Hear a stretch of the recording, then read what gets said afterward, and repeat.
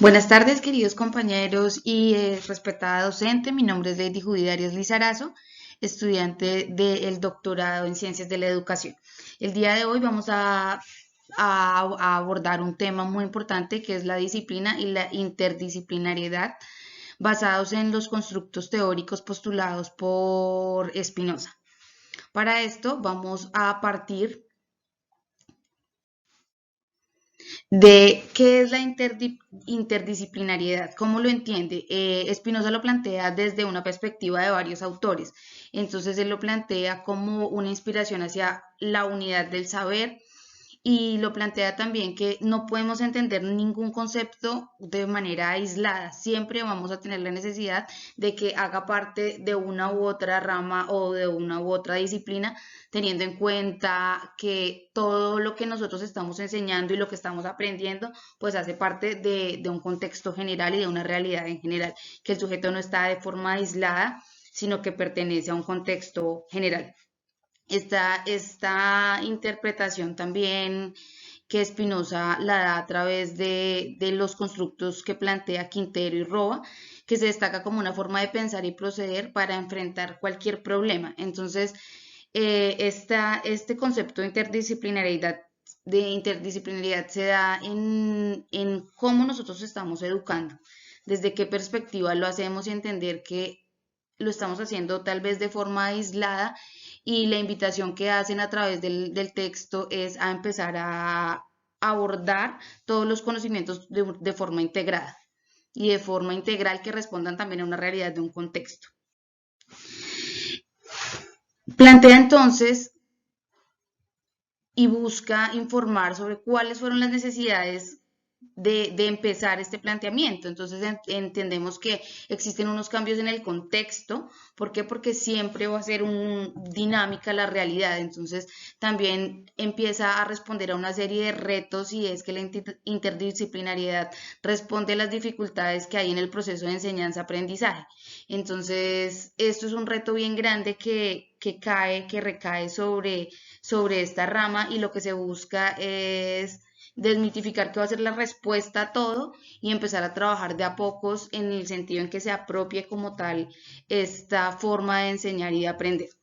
También por las necesidades de cambios curriculares, porque estamos enseñando a veces desde un currículo que no está actualizado. Entonces lo que busca también esto es que todo se integre, pero a través de una actualización también de este mismo currículo. ¿Qué se necesita para partir y llegar a esto? Se necesita promover una actividad investigadora que parta también de los docentes, porque van a ser los principales responsables de este trabajo. La actividad docente y la formación docente es importante, porque a partir de esta investigación que se haga y de esta formación didáctica que se tenga, es que vamos a llegar a que en un futuro se pueda plantear como un reemplazo de verdad a las metodologías tradicionales, no como una forma de hacerlo rápidamente, sino de una forma estructurada, de una forma sistemática que responda también, y no vaya a quedarse en la mitad del camino como un proyecto sin finalizar. Entonces lo que se busca es que se tenga, se tengan las herramientas. ¿Y cómo se van a tener las herramientas? Pues mediante la formación docente. Ellos plantean, su tesis está planteada que debe ser basada en tres principios básicos, que es la práctica, la teoría y nuevamente la práctica.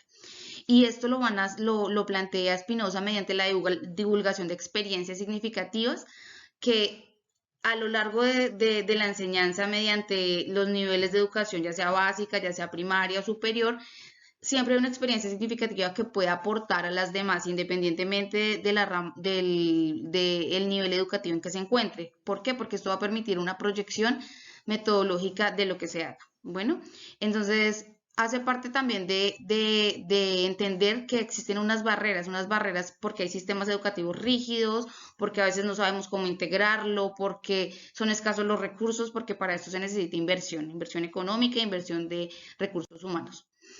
¿Por qué es tan difícil esta aplicación? Porque existe un trabajo detrás de esto. No podemos llegar a este punto sin antes haber diseñado y tener un currículo que centre su aprendizaje en el estudiante y que sea estructurado. ¿Por qué? Porque requiere más trabajo de lo habitual, porque estructurar este replanteamiento curricular requiere de tiempo y de trabajo.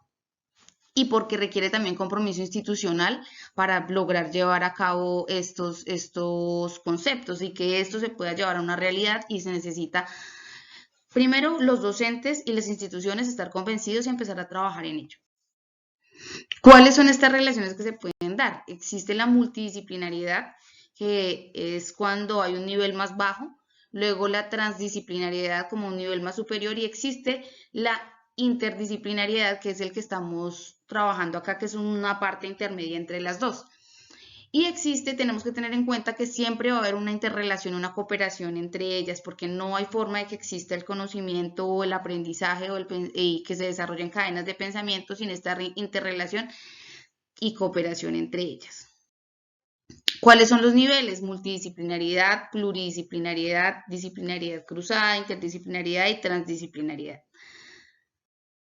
¿Qué conclusión podemos llegar? La interdisciplinariedad es un reto que es muy grande y que parte de la responsabilidad de los docentes, y también de que las instituciones se convenzan y los estados se convenzan en que deben invertir en esta formación. Las instituciones desde los docentes desde todos los ciclos siempre han hecho ese trabajo, pero no está sistematizado el proceso. Entonces, lo que hace es que todo sea de manera aislada y que no haya una teoría creada, empezando porque para poder llegar a este punto debemos conocer cada una de las realidades, cada uno de los contextos, y no va a ser una única interdisciplinariedad estática para todos igual, sino empezar a hacer ese proceso de evaluación y ese proceso en el que todos intervengan.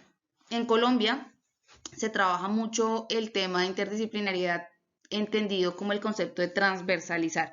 Transversalizamos el currículo, se transversalizan proyectos como el del medio ambiente, el de educación sexual, se transversaliza y se hace transversalización de áreas entre unas y otras con estos proyectos. Entonces está entendido más como ese proceso. Aunque el Ministerio de Educación ha hecho algunas estrategias para promover esto en las instituciones, pues todavía es una iniciativa personal de los docentes que logran llevar a cabo estos procesos de manera continua y articulada, que responda a, como decía anteriormente, a todas las necesidades del contexto. Entonces, Espinosa nos da esta guía donde nos ilustra en el ámbito conceptual y también en el ámbito práctico de cuáles son como los procesos o los procedimientos que nosotros podemos tener en cuenta a la hora de lograr esto en el currículo. Entonces, tener claridad que ningún concepto va a ser fácil de integrar, en el sentido en que necesita recursos, necesita material, necesita planeación, pero que es un proceso que hay que dar y que las instituciones en esos momentos deben, tanto de educación superior como de niveles anteriores, dar la lucha en cuanto a esta formulación, para que no estemos formando profesionales desconectados de su realidad y de pronto con algunas bases más fuertes en unas y otras mucho más bajas. Entonces también hay que tener en cuenta eso, que en el proceso se debe dar la responsabilidad y el respeto a cada una de las áreas, de tal manera que en ese proceso ninguna vaya a quedar delegada o relegada al final. Agradezco su atención, muy amable. Esta ha sido mi presentación. Estoy en disposición también de aplicar esto en mi aula de clase con los estudiantes de la Escuela Rural Peña Negra de Cachipay. Y buenas noches, muchas gracias.